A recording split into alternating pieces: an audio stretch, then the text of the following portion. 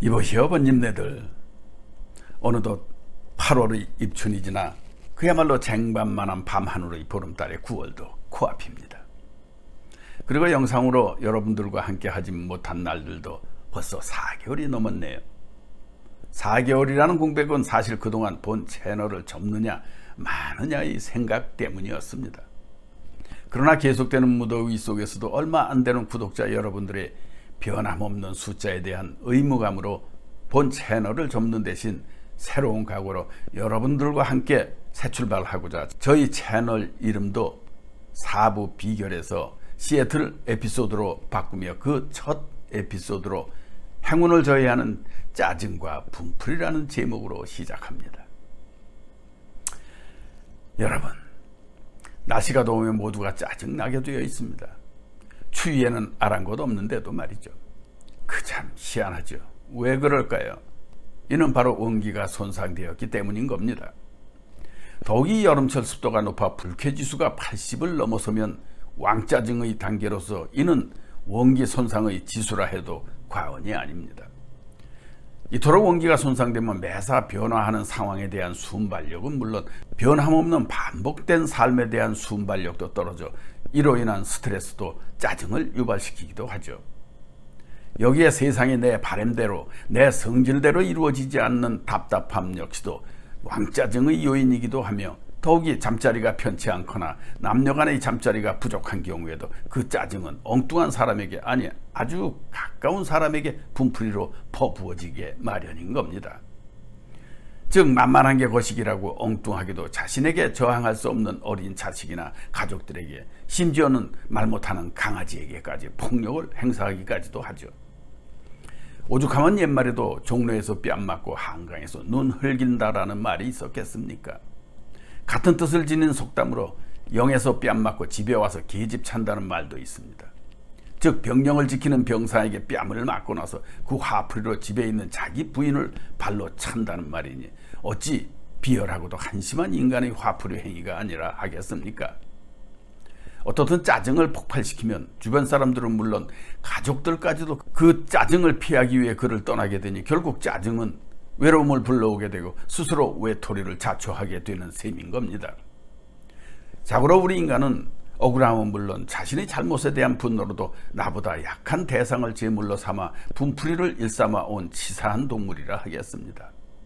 나보다 강한 자의 분풀이에 대해서는 뇌물로, 신의 분풀이를 위해서는 순진한 양을 희생시키면서까지 제물로 바쳐 오죽하면 희생양이란 말까지 나왔겠습니까?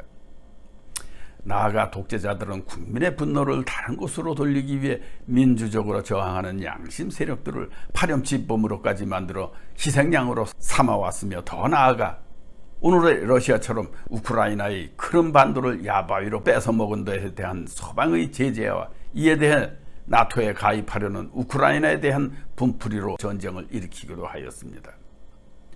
여러분, 자기와의 게임이라는 골프 라운딩 중에도 골프공이 숲속으로 날아갔다고 왕짜증을 내며 골프채를 연못으로 던져버리는 사람이 있는가 하면 벙커에서 철부덕거렸다고 골프채를 꺾어버리거나 하는 선수들도 있습니다.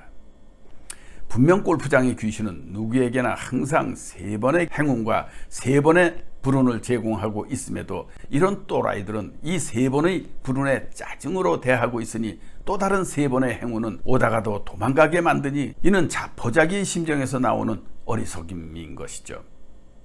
이토록 분별력을 포기한 충동적 분풀이 행동의 결과는 그 어떠한 것이든 반드시 후회하기에 너무나 큰 부메랑이 되어 결국 자신에게 되돌아오게 되어 있습니다. 그래서 이 선인들은 분할수록 참고 때가 올 때까지 참으라고까지 하지 않습니까? 참을 인자 셋이면 살인도 면한다며 분하거나 짜증이 날 때 무조건 참고 또 참으라고 선인들은 가르쳐 왔습니다. 이에 대해 어떤 이들은 그건 비굴하고 나약한 자들의 변명거리에 지나지 않는 거라고 하는 사람들도 있을 겁니다. 그럼 제가 하나 물어보겠습니다. 갈아 죽여도 시원치 않을 일을 당했을 때 3번 참을래? 그렇지 않으면 속 시원하게 죽여버리고 살인자가 될래? 하면 100이면 100 다 참는다고 할 겁니다.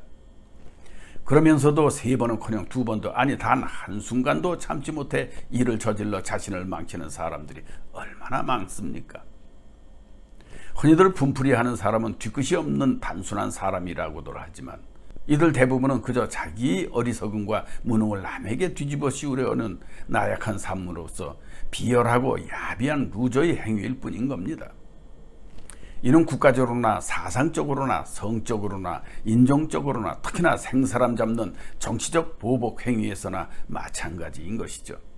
일례로 미국의 보수 정치인들은 총기 문제보다도 불법 이민자들을 대표적인 사회 문제로 돌리기 일쑤였습니다. 물론 불법 이민은 불법이지만 문제는 이를 침소, 봉대로 이수화시켜 이용해 먹는다는 점이죠.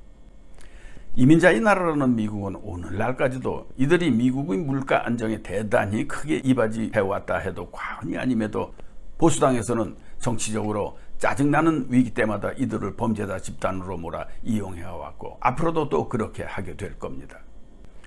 이는 과거 일본인들이 제1동포를 그렇게 이용해왔고 오늘에까지도 이용해오고 있는 것이나 마찬가지요. 나아가 한국의 보수 집단들 역시나 힘없는 북한을 이용해왔고 또 이용해 나갈 것이냐 다 마찬가지인 겁니다. 이를 반대로 해석하면 이를 이용하는 강도에 따라 그들의 처지가 오히려 위기에 있음에 비례하고 있다는 증거인 것이죠. 여러분, 어떤 분야에서건 최고의 고수들은 결코 남 탓을 하지 않습니다. 늘 최선을 다한 결과이기에 어떤 결과에든 일희일비하지 않는 대인배의 멋진 자세를 취하기에 마련이니까요. 그래서 최고와 최선은 결코 경기를 타지 않으며 오히려 환경이 짜증나고 어려울 때일수록 더욱더 빛을 발하게 되면 오늘의 지구촌 경제적 위기 속에서도 우리 모두 체험하고 있는 사실 아니겠습니까? 고 대우그룹의 창시자 김우중 회장은 말했습니다. 세상은 넓고도 넓다. 시장 또한 넓고도 넓다라고 말이죠. 이렇게 말한 그에겐 짜증낼 공간도 짜증낼 시간도 없었을지도 모릅니다. 그러나 우리의 삶에선 짜증나는 일도 많고 해야만 하는 일들도 넘쳐납니다. 그 넓은 세상을 개척하며 살아가려면 서로 함께하는 지혜를 발휘하지 않으면 안 되는 것이죠. 반면에 여러분, 짜증을 내는 마음으로는 한없이 좁은 것이 또한 세상입니다. 부디 좁은 동포사회에서 서로 헐뜯고 비방하며 나만 살면 그만이라는 이기심으로 단합하지 못하는 부끄러운 선조가 되지 않도록 무짜증의 동포사회가 이루어졌으면 합니다. 손님이 없어도 짜증나고 손님이 많아도 짜증나고 배가 고파도 짜증나고 배가 불러도 짜증나긴 마찬가지인 그런 희노애락의 세상살이 속에서 말이죠. 무엇보다도 여러분, 짜증을 내면 오던 행운도 되돌아가고 곁에 있던 하나님도 부처님도 지겨워서 떠나시게 됨을 아셔야 합니다. 또한 내가 짜증으로 분풀이하는 대상은 아이러니하게도 나에겐 현재나 미래나 정말 소중한 인연들이라는 사실도 아셔야 할 겁니다. 소위 만만한 게 홍어자시라는 그런 대상들 말이죠. 내 아이가 그렇고 내 아내가 그렇고 내 강아지가 그렇고 내 거울이 그렇고 내 그릇들이 그런 것들인 겁니다. 심지어 대문 앞에 버려진 아이도 업둥이로서 하늘이 주신 복일진데 나와 동고동락하는 나의 일부를 상하게 하여 떠나게 하면 곧 행운도 떠나게 하는 자학일 뿐이라는 사실을 공감했으면 합니다. 이런 세상살이 속에서 배가 고플 땐 음식이 보약 중에 보약이요, 더울 땐 냉수 한 잔이 보약이요, 짜증날 땐 술 한 잔이 보약 아닌가요? 술을 못하는 사람이라면 노래나 산책이 보약인 거고요. 또한 짜증날 땐 뭐니 해도 침묵이 보약이요, 편안하게 한숨 푹 자는 것도 보약이요. 이런 노래 또한 보약이 아닐까요? 짜증은 내어서 무엇하나 성화를 바치어 무엇하나 속상한 일도 하도 많으니 놀기도 하면서 살아가시 니나누. 더욱이 공술의 공수고 하니 아니나 노지는 못하리라라는 이 태평가의 노랫말처럼 오늘도 내일도 더욱 나이스한 하루하루 만들어 나가시기 바라며 곧 또 다른 유익한 에피소드로 함께 하도록 하겠습니다. 그럼 또 봬요. 안녕. 바이.